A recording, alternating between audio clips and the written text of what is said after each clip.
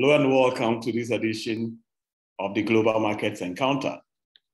I'd like to also say that after this edition, we will take a short break.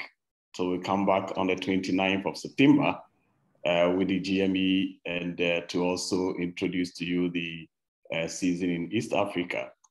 The break is also to allow us to prepare for our annual conference, annual Cashew Conference, which will take place from the 15th to the 17th of September, which will be fully online once again. And then it will be followed in the next week after that, 15th to 17th, from 20th to 24th with special topics each day, doing deep dives into areas that we will not be able to exhaust during the first 3 days. Let me, coming back to this session, remind you that it is being held in English with simultaneous interpretation into French. So please use the globe icon on the bottom right corner of your screen to select the language of your choice. Also be reminded that we are also live on Facebook, YouTube, and then also Microsoft Teams, MS Teams. At this point, before I bring in Jim Fitzpatrick, I've seen his video already with some nice tree in the background. Before I bring him in, let me acknowledge our partners and sponsors. And here I'm talking about ComCashew, Cashew Info, CNFA Pro Cashew, TechnoServe Benin Cashew, SNI, and Intersnack Procurement. Thank you very much for making all these sessions possible. This session is also being co-moderated with Blessing Okam, so she will join towards the end. So at this point, let me invite Jim Fitzpatrick. Hello, Jim. I see your Good morning, Ernest. How are you? I'm fine, and I see a lovely tree behind you, a cashew tree behind you. This is my own personal cashew tree. Very good. So please, Jim, it is in your hands now. Please take us through. I know later on you'll be joined also by Mr. Prabhu of MMP Cashew and also of the KCMA as you do more of a focus into India. So please take over, Jim Fitzpatrick. Well, good morning, everyone. It's nice to be with you again. Yeah, you're right, Ernest. We're lucky this morning. We're going to be joined by Mr. Tukaram Prabhu of MMP Cashew and Mr. Amit Pai of the Karnataka Cashew Manufacturers Association, both from India. We're quite interested in the Indian situation at the moment, so I thought let's get these two people who know a lot about that, and we'll ask them a few nice, friendly questions later on. But before we do that, I'm going to go through a few talking points on the market and see exactly if we can work out where we stand as we come to the end of the season in the Northern Hemisphere. So let's first of all start with a look at pricing, and particularly pricing on kernels in the international market. We have seen a few developments in recent weeks. So we've seen the market move up.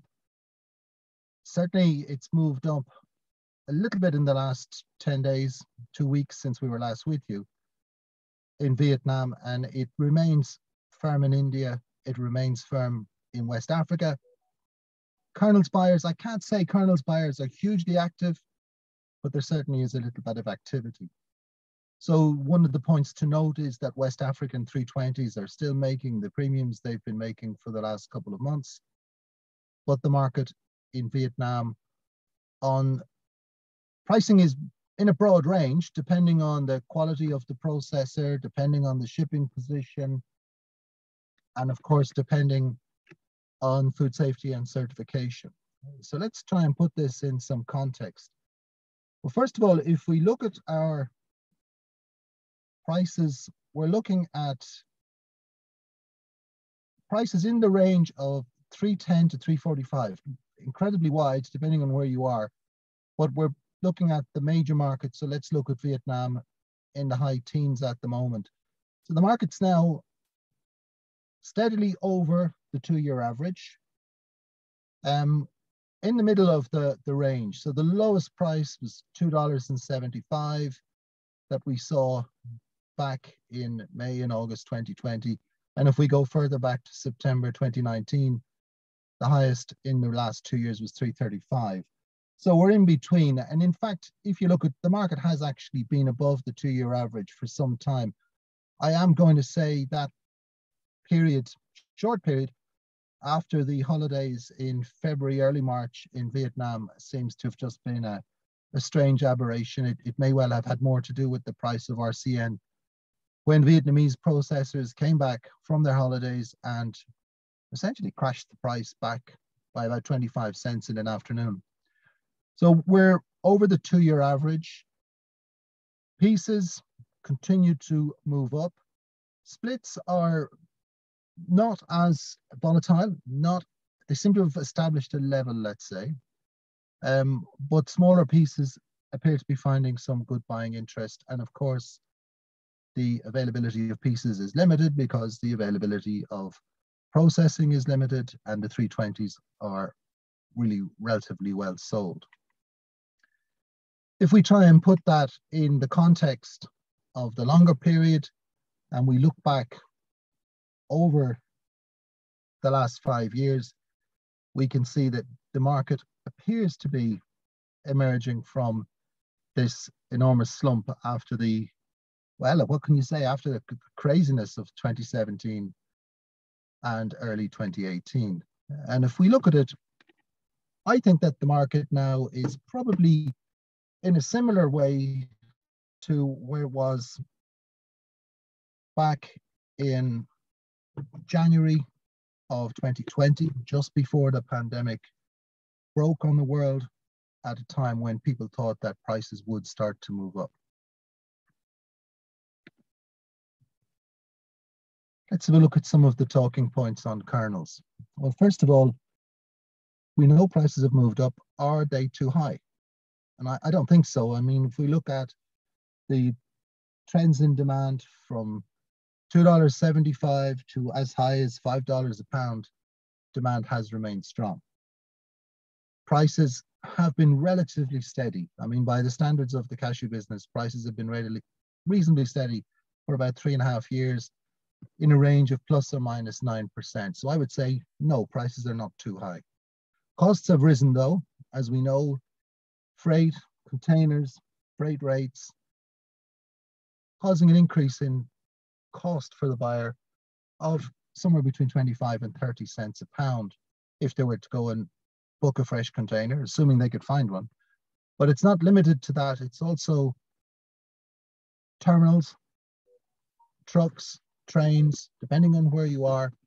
The entire situation is not easy. So we have, on the one hand, higher prices, which look reasonable in the history of cashew pricing. And then on the other hand, we have rising costs. We have these two things to play off. Let's have a look at demand. Exports from Vietnam, who's the main supplier for the world these days, very strong, up 22%. Imports seem to be improving. I'm going to have a look at that in a minute. If we look at the actual import statistics, we'll see the US is down on 2020, but well up by about 10% on 2019.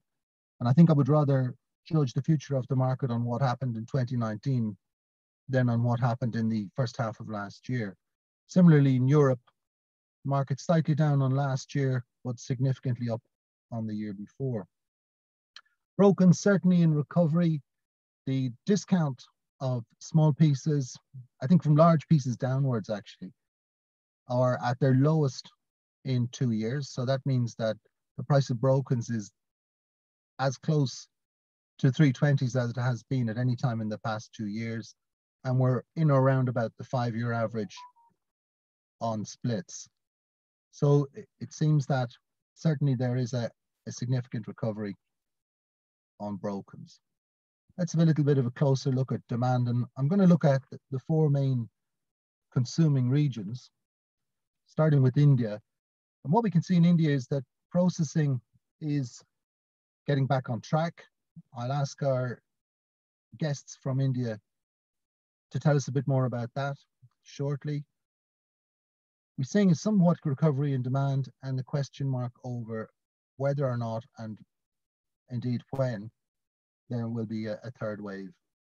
if we look in the US, so if we look in the US and we look at imports alone to the end of May, the official figure is telling us it's down about 6.2% on last year, but significantly up on the previous year. If we go closer to origin, we look in Vietnam, what we see is very strong shipments in June.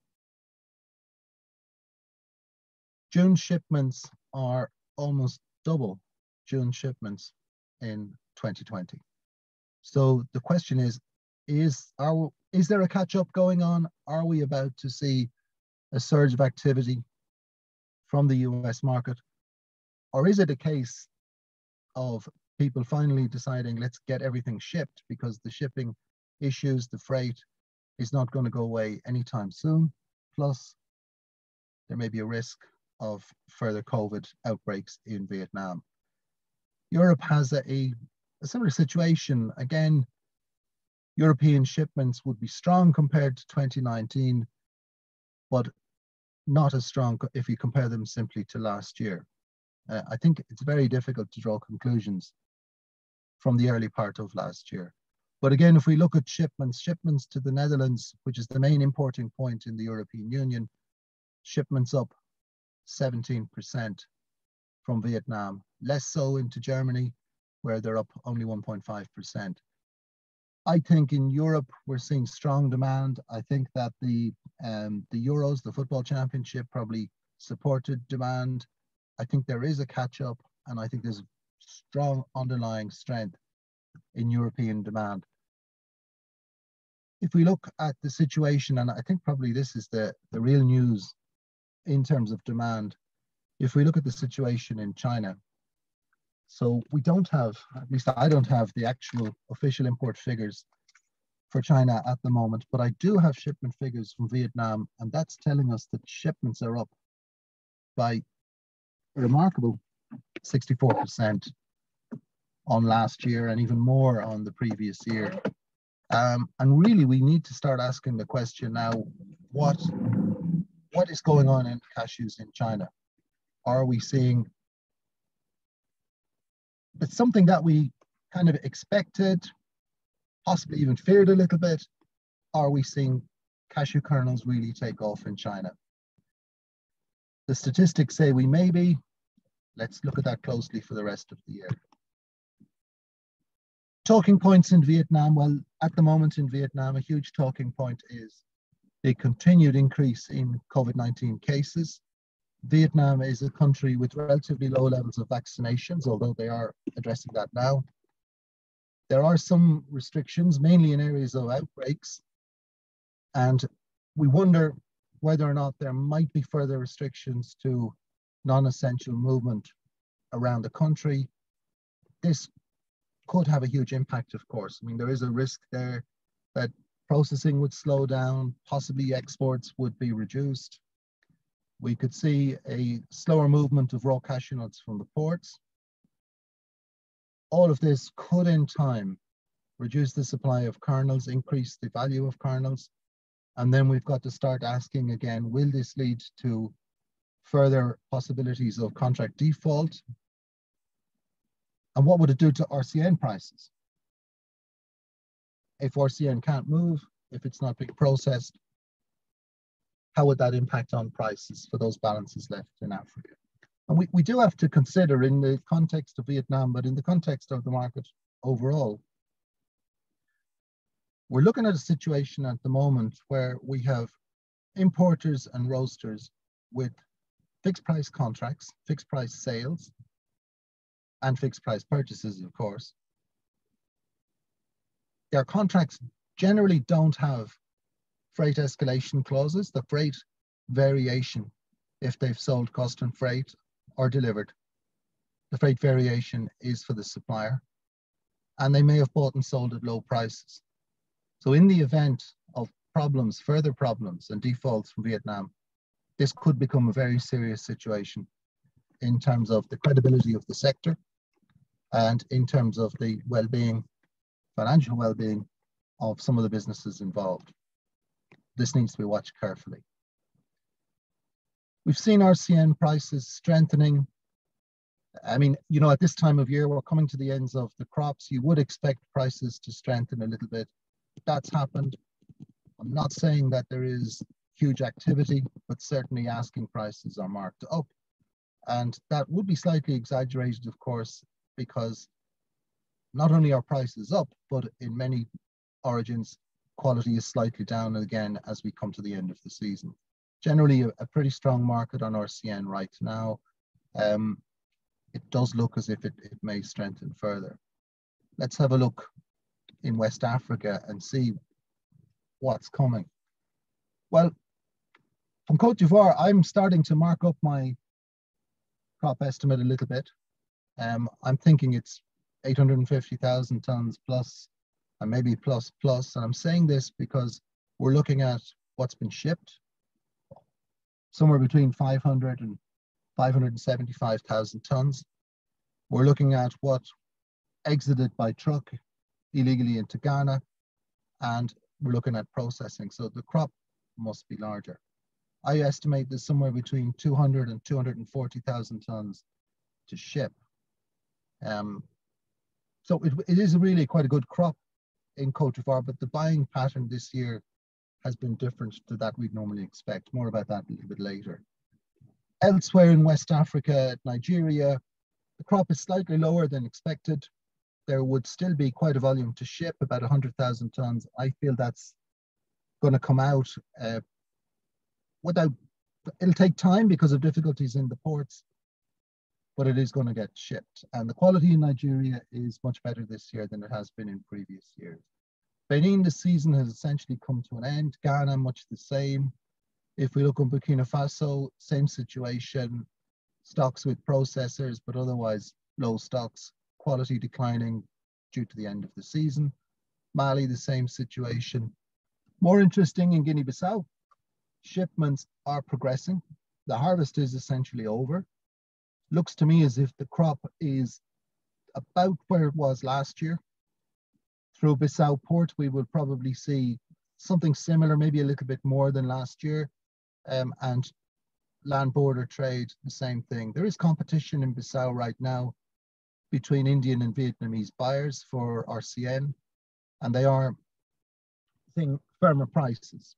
Unsurprisingly, given what's gone on this year in terms of demand, in terms of exports, in terms of slow shipments from elsewhere, and a smaller crop both in Vietnam and, let's say, somewhat disappointing crop in India, similar to last year. And finally, Senegal and Gambia.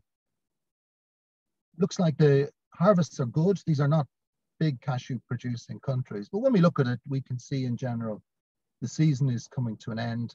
It's probably about where you would expect it to be in terms of shipments. It's probably similar to any other year in actual fact. It's not that much later as far as I can see if I look at the numbers. And let's have a look at some of those numbers. We'll start in Vietnam. So in Vietnam, we have increased imports from West Africa on last year, from Africa rather, on last year. But you can see in blue, 2019, orange 2020, gray 2021. And the big difference, there are small increases in every country, but the big difference is that about 149,000 tons was imported from Tanzania early in the year. And that's making the big difference. So in fact, imports match 2019, probably a little bit ahead of 2020, but much toward the average level. I'm told about 550,000 tons. I'm not entirely sure that figure, but that's what I'm told has been shipped. Vietnam shows imports at the end of June of 221,000 tons. So India normally buys about 70 to 80,000 tons from Cote d'Ivoire. I'm saying 50's already gone there, about 150 on the way. So it does suggest that somewhere along the line, there is material in storage, probably in Vietnam, but it's not a gigantic stockpile. I mean, given the level of exports of kernels, it is a stockpile, but it's not enormous.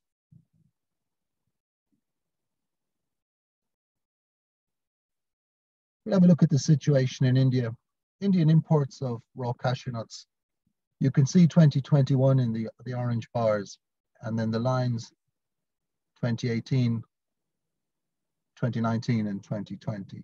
And what we see is that imports are pretty much on a par with 2018 and 2019.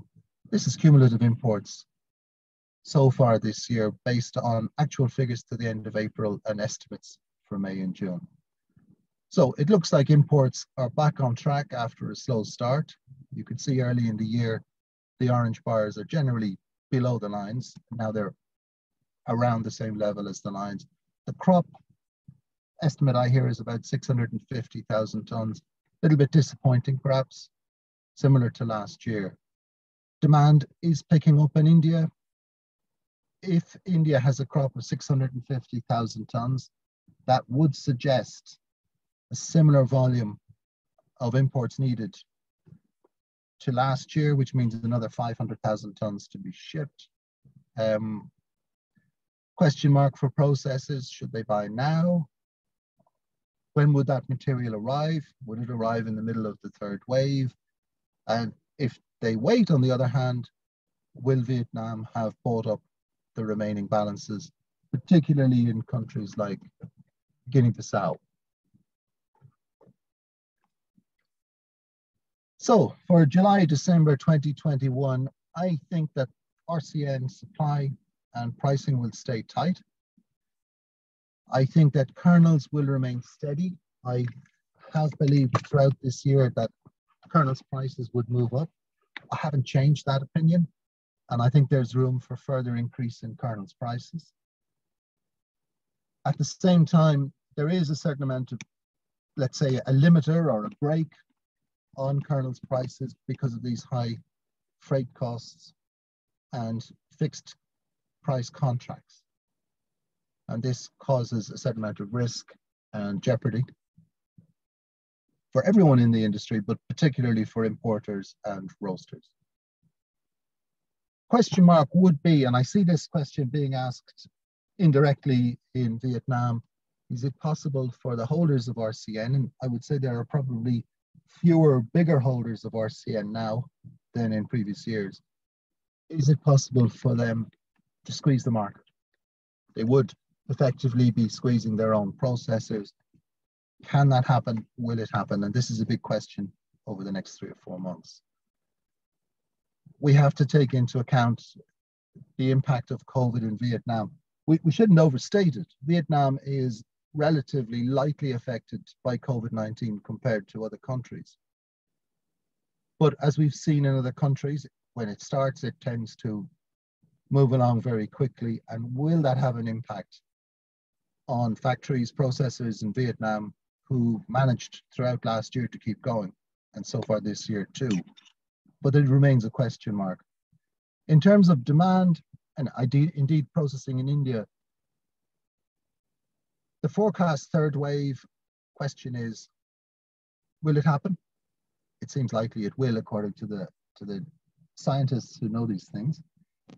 When will it happen is a big question. And that's a question that has an impact on demand in India during the very busy peak season, during the end of September, October, and early November, and how that will affect the confidence of processors to buy RCN and the activity of consumers in consuming cashew nuts.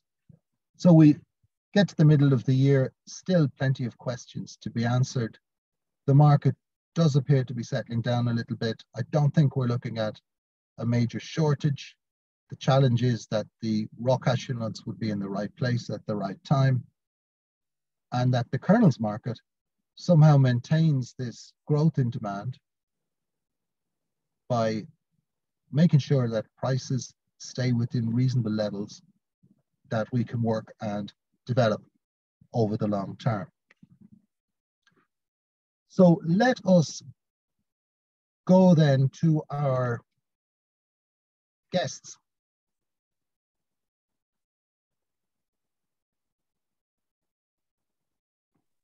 From India, and let me see if we can connect with Mr. Tukram Prabhu.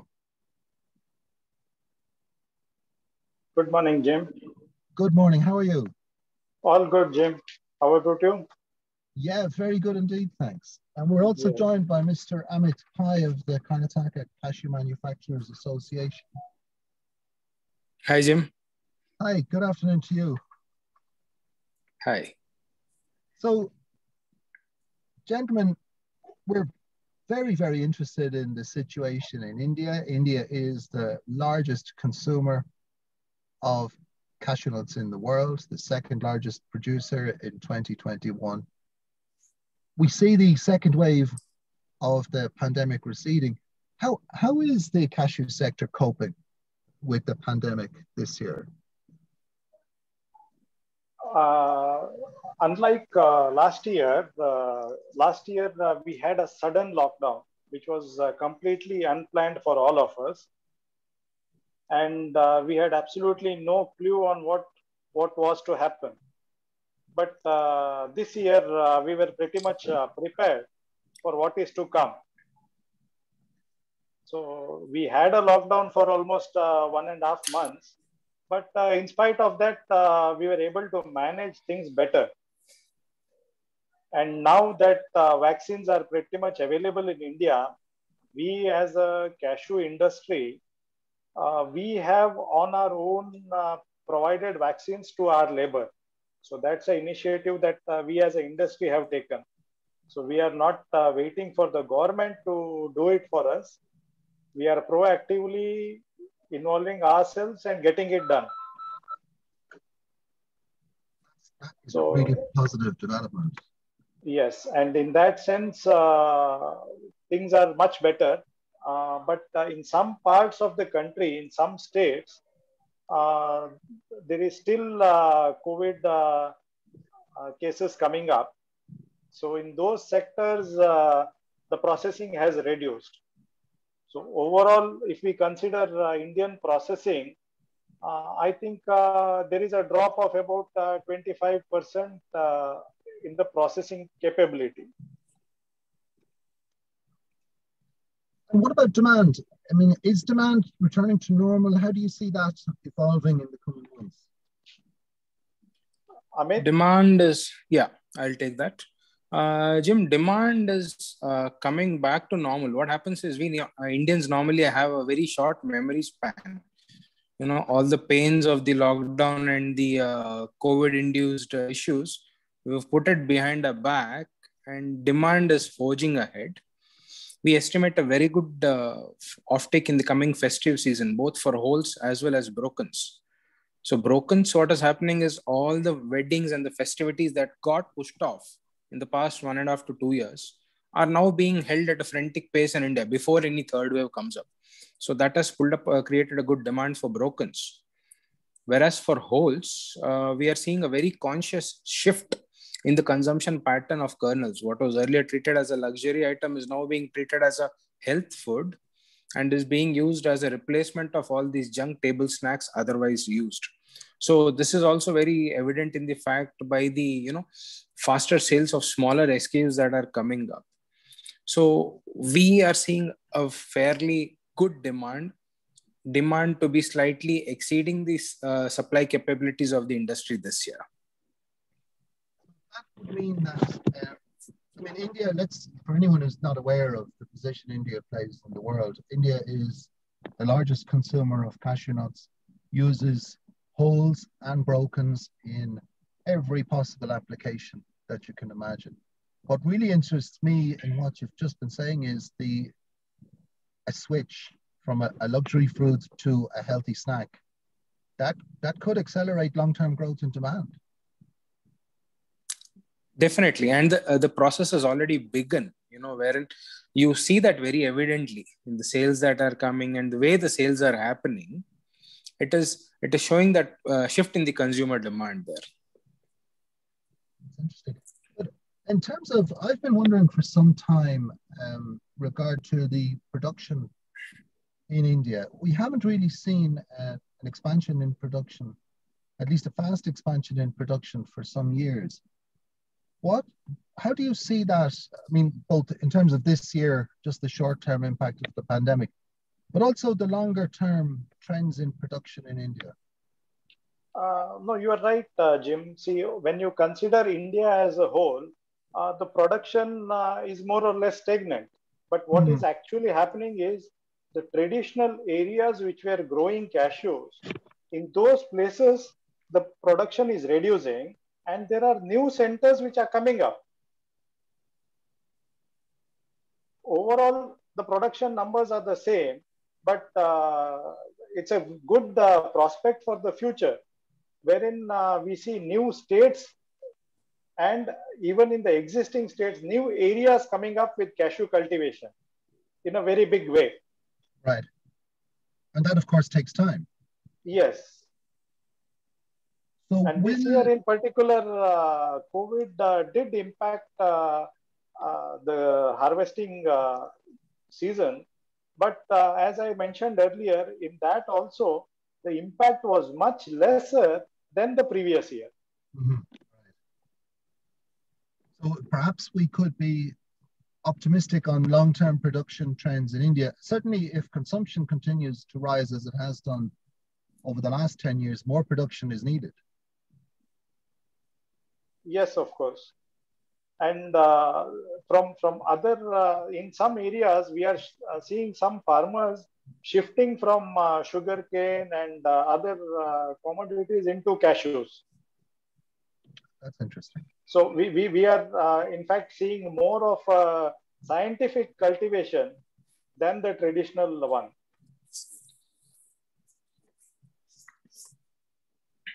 That is interesting and much needed. I mean, if I look at the growth in demand around the world, we've seen strong growth in demand, and we've seen an increasing dependence on a single country, i.e. Vietnam, for supply. And the question that comes to me is that India's, and I think we can understand it from a commercial point of view, that processors would focus on the domestic market. It's got a lot of advantages in terms of price, payment terms, delivery, and so on. Do you think it's likely that we will see India start to return to export markets as the production increases?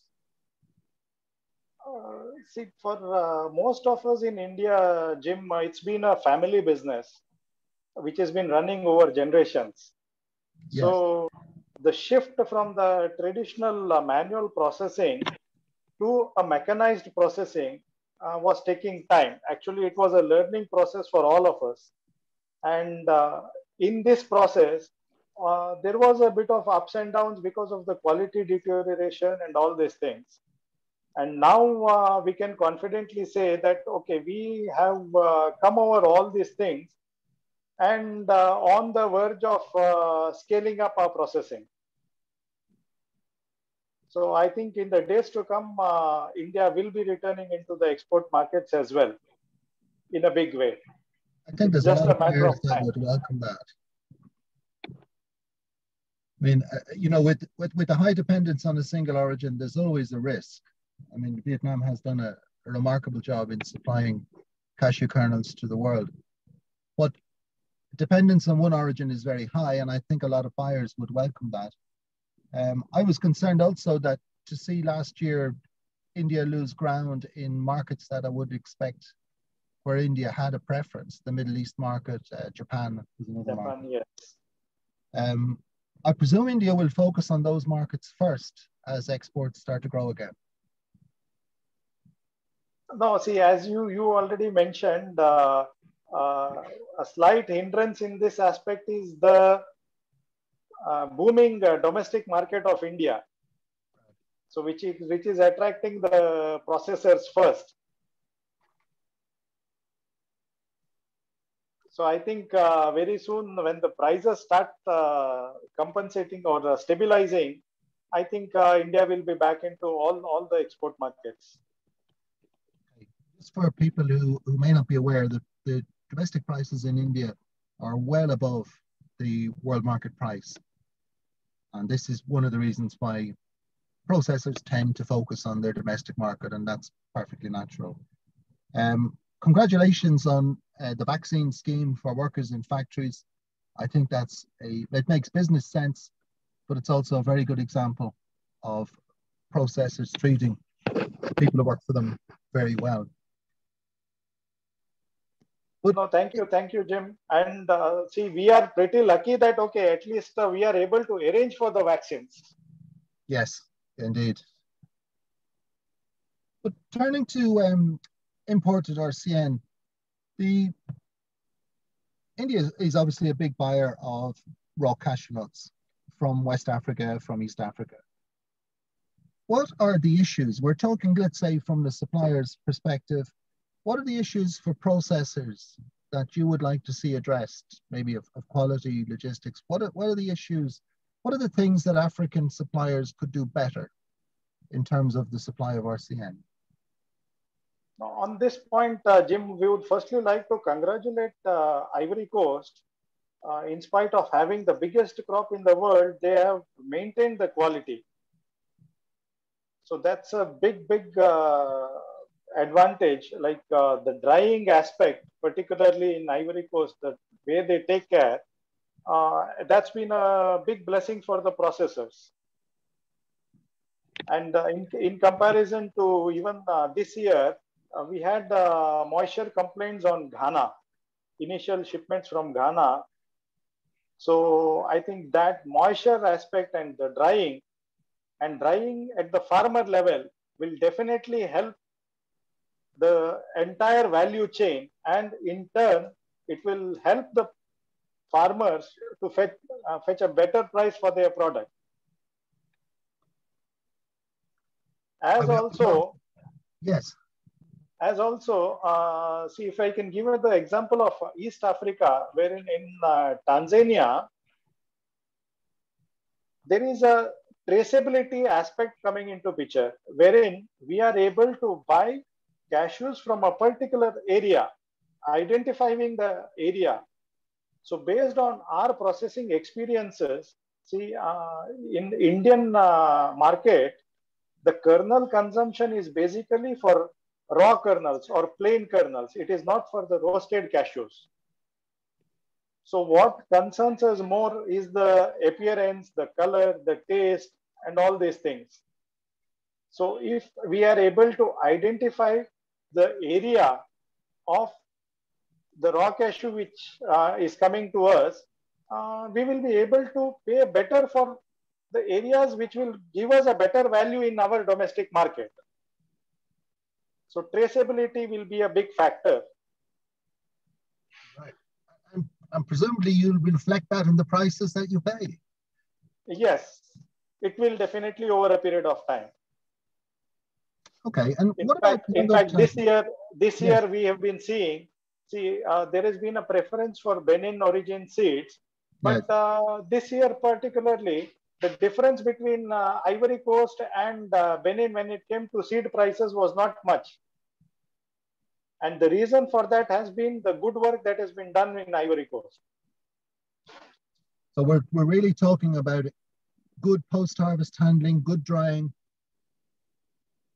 to bring you a nut that you can turn into a plain cashew kernel, good color, good flavor. Yes. And over the longer term, how would you see the relationships, or how could we improve the relationship between the Indian and African cashew sectors? No, see, basically India and Africa, I think the relation should be of, it should be a partnership. It is not competitiveness there. So in this sense, I think there should be a global agency. Maybe ACA can take the initiative of marketing of cashew kernels, in the sense that we educate the consumer on the health advantages of cashew, and also maybe improve the image of the cashew industry. Unlike the earlier days wherein it was manually processed, today the health conditions of the workers and all the other aspects are well taken care of in a mechanized unit. So collectively we will have to educate the consumers, and also maybe in India, we are using broken cashew as an ingredient. So if this thing we are able to replicate world over, I think that will be a big boost for the cashew sector. Yes, I completely agree. And I think we've seen the power of promotion in the nuts business if we look at the Californian almonds and how consumption has grown over the last, well, 20 years, really. Yes. No, so all involved in the value chain have to work together in this direction. But that's a very interesting perspective and perhaps something that ACA could become involved in. Gents, thank you very much for your contributions. I'd ask you to stay with us. I'm going to hand back to Ernest, who will ask us some of the questions from our participants. Ernest. Yeah, thank you very much, Jim. Thanks also to Tukram and Amit. And it's a pleasure also knowing what efforts are being made right in India to make sure that the workforce are healthy and are able to resume working. Because as you said, for us, Africa and India, Vietnam, it is more partnership. We look to what is happening there also, just also to be sure that things work normally and effectively there so that then we can have trade also going on here as we also grow a domestic processing market. So it's more a partnership, and I also embrace what you say about promoting the image of processing in Africa, promoting or educating also consumers, because today India has a bigger domestic market, and probably it's also learnings that we have to take from there in how to incorporate cashew in the food of the people in Africa, and then to create a viable domestic market. There are questions for you though, but then first I will want to stay with Tukram and Amit. It is more to delve deep for the question I have here about how the factories are also, is there any modernization of factories taking place, especially as you mentioned that demand is likely to exceed supply, because we are also looking at what is the volumes that are of our scene that are being demanded by India. And this will also be dependent on the types of factories that are there and the level of modernization that is taking place to be able to not only serve the domestic market, but also international market, as you mentioned earlier on.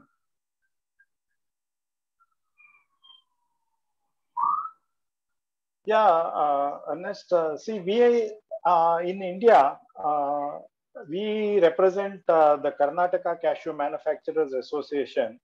So in our area, actually, there has been a lot of modernization which has happened.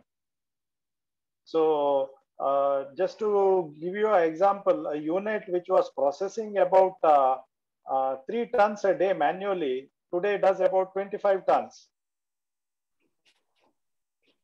So this is the kind of expansion that has been happening all over. Let me move a bit further on also. There is a question as to whether factories in India are in the position to partner factories in Africa to do some kind of further processing. So if there's some kind of partial processing taking place in Africa, as is also being promoted in Cote d'Ivoire, is this possible to have factories that are ready in India? And is it also on your agenda to promote linkages between factories in India and those in Africa? No, see, presently we are looking at expansion of processing capabilities within India. And we already see factories coming up in Cote d'Ivoire, and we are now basically concentrating on our domestic markets, whereas the factories in Africa will be catering to the other than India, the world over supplies. So I think once we are stabilized on what we are trying to achieve, I think this option will be open. That is also a possibility. but not immediately at least. All right, okay. Tukram, there's a question also for you. You have talked about the fact that overall production in India has remained relatively the same. There are production areas that are phasing out, but new production areas are coming back. You also went on to talk about buying from Cote d'Ivoire to, as always, meet up with the demand for raw nuts within India. And here the questioner wants to know which parts of Cote d'Ivoire specifically you have a preference to buy from. I think it is too much of a deeper question because I don't know whether, but if you can answer that, that would be appreciated.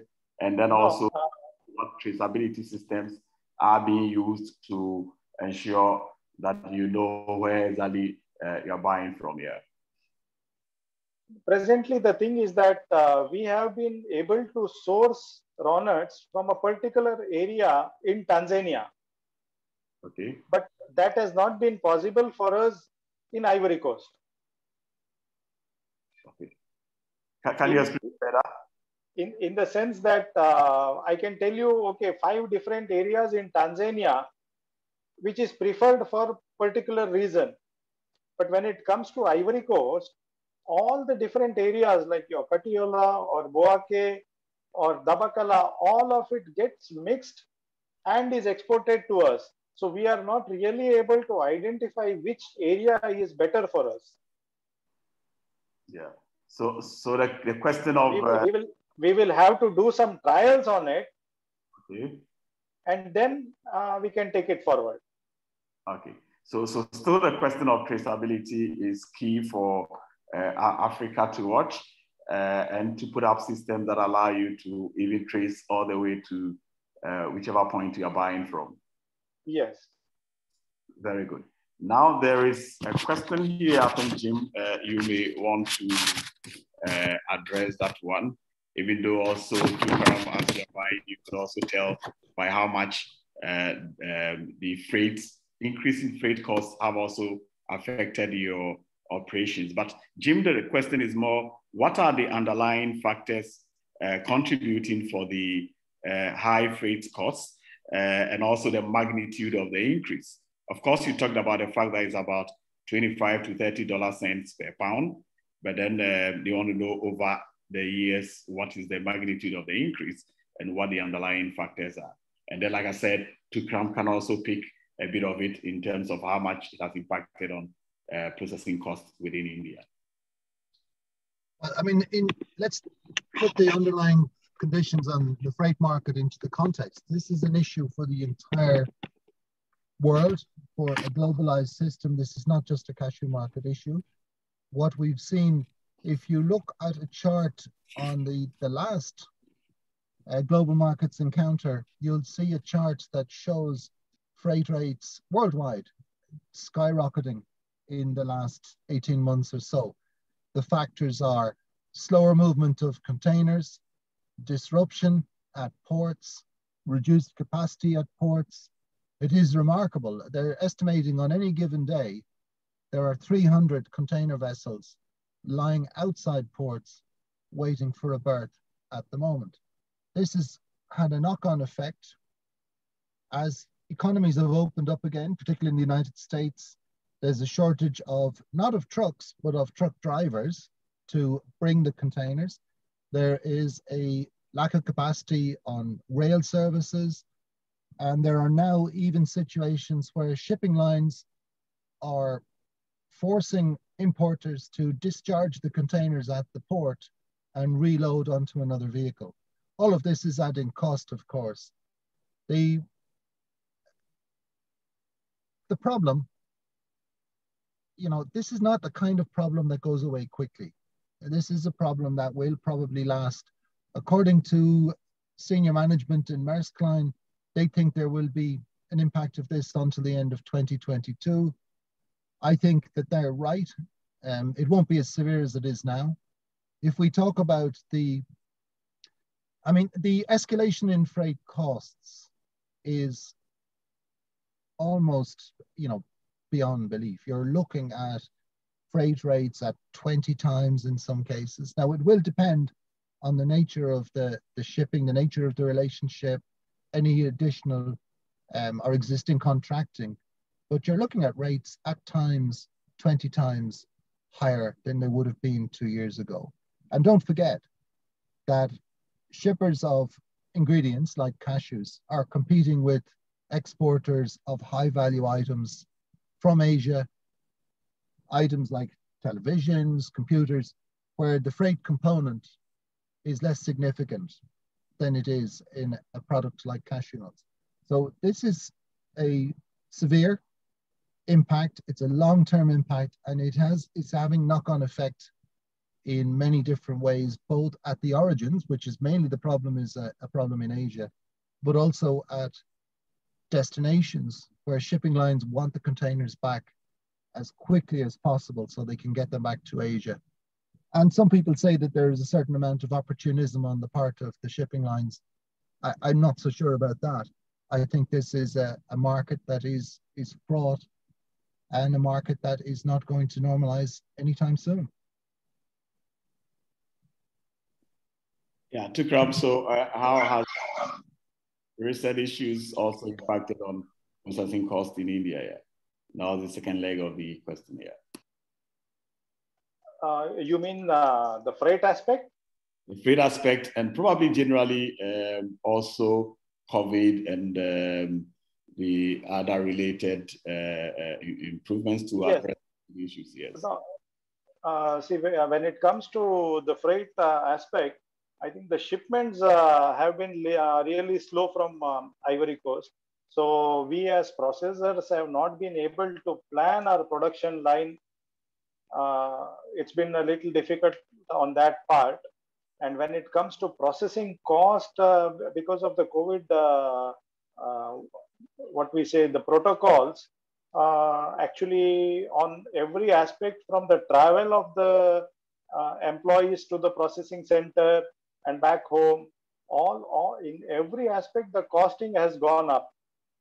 So since the units are more mechanized now, the implications are not that bad, but yes, the costs are really high now. Yeah. The next question, I hope Amit is still around, but Tukram and Amit, I'm being asked to find out from you your views on policies that are being implemented in Africa by various governments. Which policies that you think are impacting adversely the Indian processor, and then what you think should be desired policies to be introduced in Africa? I mean, it's always a tricky question, but it is good to hear from on the other side your views on these policies. Thank you for the question, and thanks for reminding us of this aspect as well. See, the port infrastructure, I don't know why Ivory Coast, the shipments have been so slow when the containers have been stuffed. So this is one aspect, I think, where the government policy can help us. Because, see, as traders, people have signed contracts, and in a volatile market, when the shipments do not happen in time, that really hurts the relationship. So that is one aspect. And other one important thing that we would like to know is in certain countries, particularly in West Africa, there is a restriction on visiting the cashew growing areas. So if any policy decision can be taken on this, so that our people are able to educate the cashew growers on the post-harvest handling of the product. That will help the entire sector in general. Also, to add to this, if countries can come forward and create testing parameters like Ivory Coast does for moisture and quality, that will be a really big booster, because we have seen the quality of Ivory Coast nuts go really up in the past 3 or 4 years. And we'd request maybe the other countries to follow suit. Thanks, Amit and Tukram. it is interesting, this whole issue of having the possibility to go closer to the farm gate and to also buy from farmers and educate them. I think, yes, bringing them education on harvest, post-harvest is a big value added, but there's always the worry about, more like... Also, Ernest, yes. Ernest, sorry to interrupt you. See, yeah, go ahead. My request was specifically to visit the cashew growing area. It has nothing to do in buying directly from the farmers. Okay. That is not what I intended. So the whole idea for you, just to clarify it, so that or any policymaker, it is more to also allow you to be able to get access to growing areas and to educate on your buyer requirements also. Is that the case? Yes. Very good. Yes. I think that is also something that is very useful, because you talk about the Ivorian situation.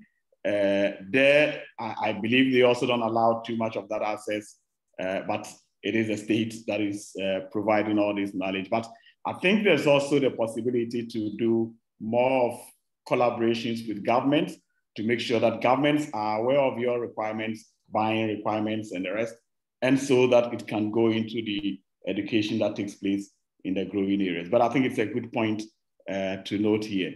So I think, gentlemen, without any further questions from any of the platforms we are joined on, it would be nice to get your final words on how you see the season going in the next few months. This is, we don't talk about the next half year, maybe the next 3 months, probably, and then what your expectations are actually. So far, this season has been really good for all of us. And as we can see, what worries us more is the last box in the slide, which Jim has kept open for us, the third wave in India. So this uncertainty is really scary. So we just pray to God and we hope that He keeps all of us safe and healthy. Very good. We also pray that everything goes on well in India. We have a lot of friends and partners there. We want to see you all safe. And Amit, your final words also? Yeah, adding to this, we are going at a good pace in the country now. All the marketing and the processing activities are really catching steam. So we are again wishing that the third wave doesn't become as big a roadblock as the second wave. We just want to sail through the third wave and carry on with the work that all of us are doing. Thank you very much, Tukram and Amit. And now I go back to Jim Fitzpatrick for his concluding remarks. Let me first of all thank Mr. Tukaram Prabhu of MMP Cashew, one of the world famous cashew companies, and Mr. Amit Pai of the Karnataka Cashew Manufacturers Association for their participation and their thoughtful comments. It's really interesting to hear from people who've thought about what they're doing and have plenty of experience in the cashew business. So thank you both for that. In general, I think that I'm kind of looking forward to the second half of the year in terms of the market.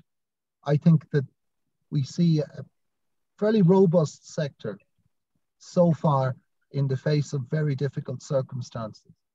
It's good to hear that India is doing better. It's good to hear that the cashew sector in India is modernizing. It's good to hear that production in India in the longer term will start to increase again.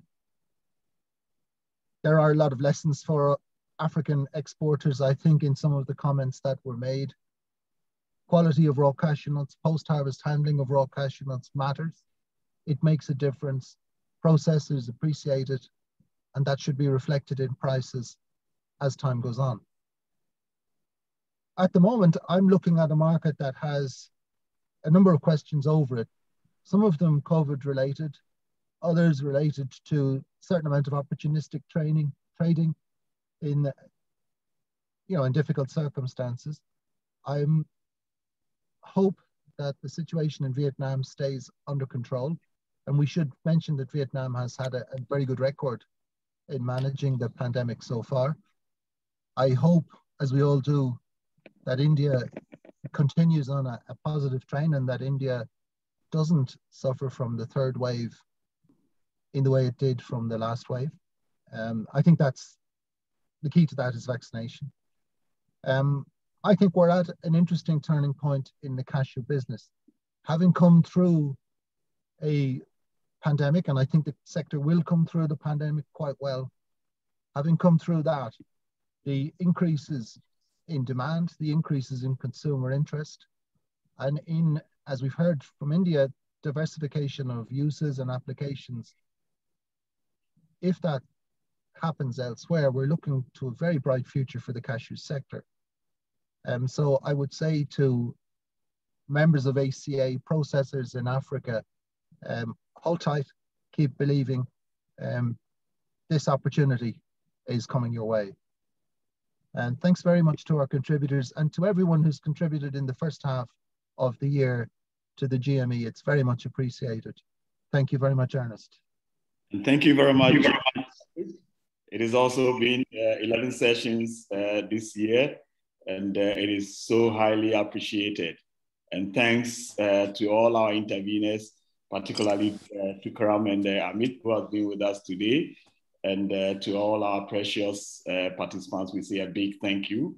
We will see you all again in September when we go back to our annual conference from the 15th to 17th of September, and then followed the next week with the special topics each day, and then a resumption of the Global Markets Encounter on 29th of September. So at this point, I hand it over to Blessing, and thanks to you all. And Blessing, please take over. I know there are some more information to share with us here. Hello, Blessing. Yes, Ernest, thank you very much for the update. So like Ernest mentioned, GME comes to a pause today and will resume on the 29th of September. Nevertheless, next week, Wednesday, the 21st of July, we come your way with another session of the ACA Cashew Technical Series with Shakti Pal. So next week, Wednesday, 9 a.m., we're on your screen with Cashew Technical Series with Shakti Pal, and we are going to be looking at the roadmap to achieving food safety certification. As Ernest mentioned, from the 15th to the 17th of September, we'll be having the 15th ACA Annual Cashew Conference, which will be held fully online. Registration has already started, but right now we just have the physical registration at the ACA office. In the coming days, we would launch the online registration. We invite you to join us as we hold the 15th ACA Annual Cashew Conference. Thank you once again, James, to the guests and to everyone who has joined us from the very first session of the Global Market Encounter 2021. We see you again on the 29th of September, but next week we have Cashew Technical Series. Thank you and stay safe. Bye-bye.